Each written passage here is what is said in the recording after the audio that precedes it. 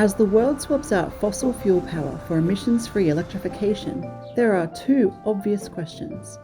How will we access our power when the sun ain't shining and the wind stops blowing?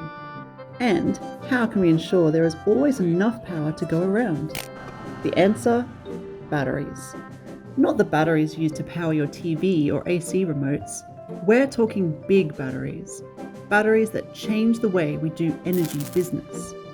Queensland's battery technology companies are already creating the next generation of battery solutions, changing the way we move energy around the grid and power our homes, businesses, and cars.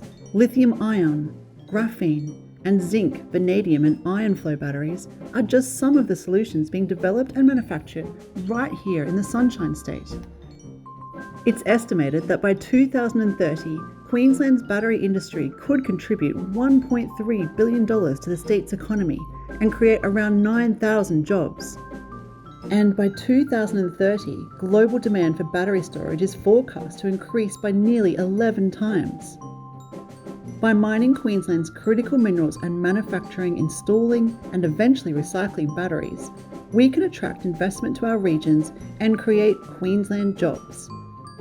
Batteries are an essential player in our decarbonised future and a key economic driver and job creator for our state.